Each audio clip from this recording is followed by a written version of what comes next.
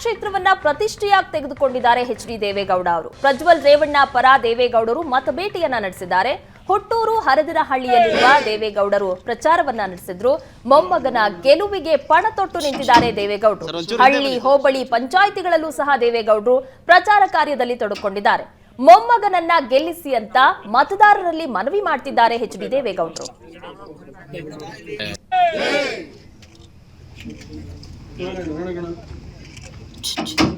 Sir ಒಂಚೂರು ಹಿಂದೆ ಬನ್ನಿ ಸರ್.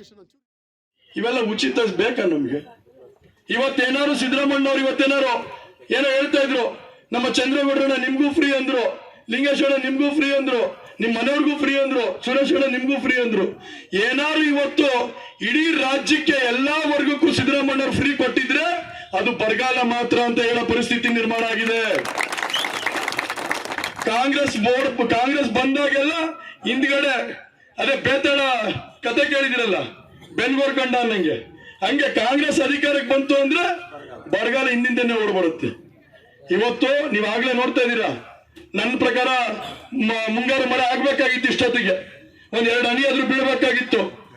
ಆದ್ರೆ ನಮ್ ದುರಾದೃಷ್ಟ ನೋಡಿ, ಈ ಸರ್ಕಾರ ಬಂದ ಮೇಲೆ ಒಂದೇ ಒಂದು ಹನಿ ನಾವು ಕಾಣಕ್ಕಾಗ್ತಾ ಇಲ್ಲ.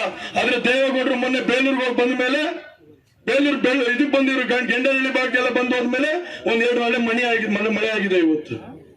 ಅಂದ್ರೆ ಯಾರು ಸರ್ಕಾರದಲ್ಲಿ ಕೂತ್ರೆ ಸುಭಿಕ್ಷವಾಗಿ ನಡೆಯುತ್ತೆ ಅನ್ನೋದನ್ನ ಉದಾಹರಣೆ ಹೇಳ್ತಾ ಇದೀನಿ.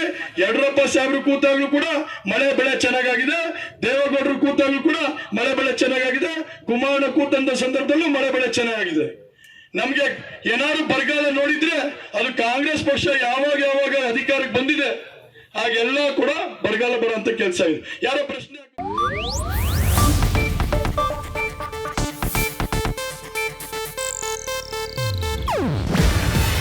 ಇದು ಏಷ್ಯಾನೆಟ್ ನ್ಯೂಸ್ ನೆಟ್ವರ್ಕ್ ಪ್ರಸ್ತುತಿ. ನೀವು ನೋಡ್ತಿದ್ದೀರಾ ಏಷ್ಯಾನೆಟ್ ಸುವರ್ಣ ನ್ಯೂಸ್.